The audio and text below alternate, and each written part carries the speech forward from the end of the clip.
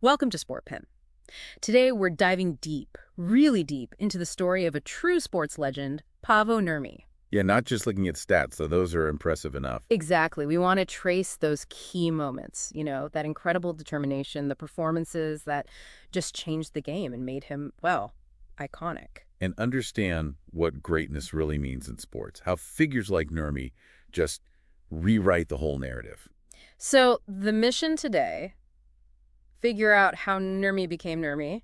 And you really have to set the scene, right? The early 20th century, it was a different world for athletics. Totally different. So his impact wasn't just wins, it was bigger. It helped shape what people even thought was humanly possible in running. Okay, so let's step back a bit. Before Nurmi, Finland already had a running pedigree, didn't it? Hannes Kolemainen. That name sounds familiar. Oh, absolutely. Kolemainen was huge. He was the forerunner, you could say.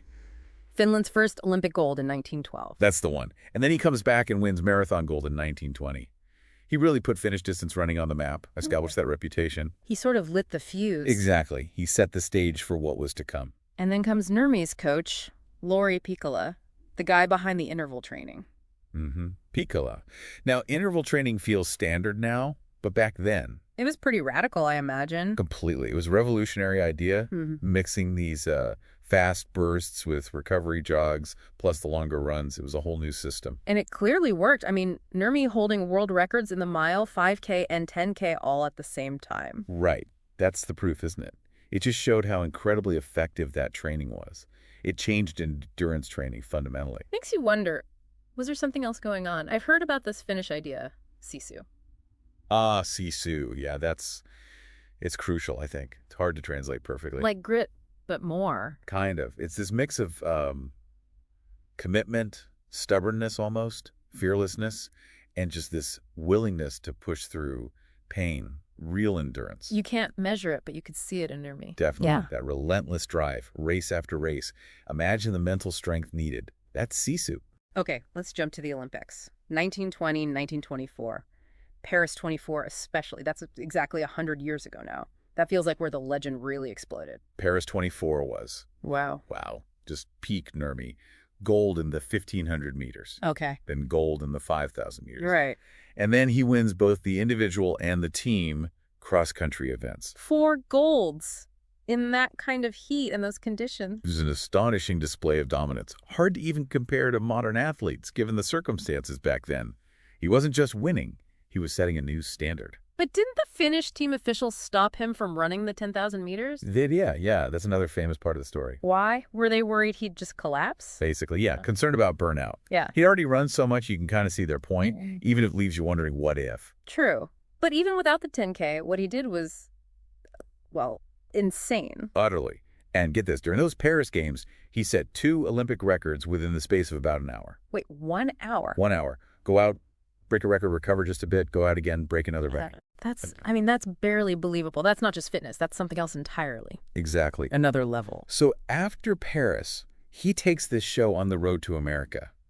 How did that go down? Was he a big star there too? Oh, it was huge. Like a rock star tour, but for running. He was a global sensation by then. Really? Yeah, the U.S. tour was massively publicized. He just kept breaking records. Madison Square Garden, he ran the 2-mile there. I heard about that one. The time was incredible, right? 8 minutes, 58 1/5 seconds. Apparently, the crowd was just silent, stunned before they just erupted. Wow. Just captivated everyone. Totally. Even people who weren't, huge track nerds. He had this universal appeal. And even after all that, the travel, the racing, he wasn't done.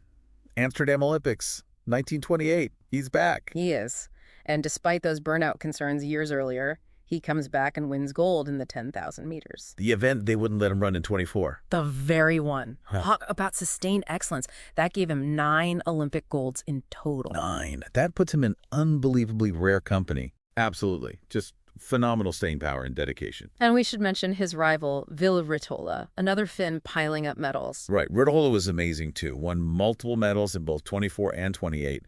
Finland was just churning out incredible runners. They must have pushed each other like crazy. No doubt. That rivalry probably spurred both of them on. It was truly a golden age for Finnish running. So Nurmi's influence, it didn't just stop when he stopped competing, did it? Like the 1940 Olympics, that never happened? Yeah, the canceled games due to the war.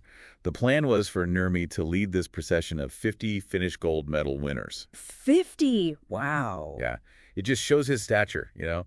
Even years later, he was the symbol of Finnish sporting success, national pride personified. And then maybe the most iconic image, lighting the Olympic flame in Helsinki in 52. Oh, that moment. Apparently it was kept a secret, the roar from the crowd when he appeared. Must have been deafening. People instantly recognized that stride, his unique running style, even after all that time. And he passed the torch to Kolomainen, his own hero. He did. Just this incredible symbolic moment. The past and present of Finnish running greatness right there. That gives you chills. Then there's that funny story of the little statue found in the wreck of the Vasa warship. Huh. Yeah, that's brilliant. A prank by some Finnish students, apparently. Just sneaking a mini Nurmi onto a 17th century ship. Just shows how he permeated the culture, right? Became this larger-than-life figure, popping up in the most unexpected places, a real icon. And the official honors kept coming, too. Statues. Yeah, the famous bronze statue by Wainu Aaltonen. Copies are all over. An asteroid named after him. Yep, 1740 Paavo Nurmi, out there orbiting the sun. And even an airplane. Finnair's first DC-8 jet was named Paavo Nurmi. It just shows the scale of his impact, way beyond the track. So when you strip it all back, what was Nurmi's own take on his success? What did he think the secret was? Well, he famously said, "Mind is everything. All that I am because of my mind." So it wasn't just the physical training, the intervals. Those were crucial, obviously. But he knew fundamentally that the mental game was paramount. Focus, self-belief, that inner drive. We hear that all the time now from top athletes, don't we? That mental toughness. Exactly. The ability to push past pain, stay focused under immense pressure, truly believe you're ready, and you can hit your goals. Nurmi embodied that. And that kind of mental strength, it's not just something you're born with, right? It can be developed. Absolutely. It's like a muscle. You train it, you strengthen it. Nurmi clearly worked on his mental fortitude just as much as his physical conditioning. It's interesting to think about him compared to later runners like Emil Zatopek, another legend. Training changed, times got faster. They did. Zatopek was incredible, no question. A powerhouse with his own brutal training methods. But Nurmi came first. He did. And there's a strong argument that Nurmi laid the foundation. You hear that phrase sometimes, if it weren't for Nurmi, there would be no Zatopek. So he was the innovator, the one who showed what was possible. He really pushed the boundaries and inspired generations that followed. His influence on the evolution of distance running is just undeniable. So wrapping this up, Paavo Nurmi, clearly much more than just times and medals. He was a genuine game changer. Without a doubt. Those pioneering training methods, that incredible mental strength, the sheer consistency of his record-breaking, he left a massive footprint on the world of sports. Redefined distance running. And thinking about his mindset, that quote, "Mind is everything." It makes you wonder, doesn't it? That dedication, that belief, maybe that focus, that sisu he embodied, offers something for all of us, whatever challenges we're facing, that idea of pushing past perceived limits. That's a great point. How can you harness that kind of mental toughness, that unwavering belief in your own life, your own goals? Something to think about. Definitely something to think about. Thanks for listening to Sportpen.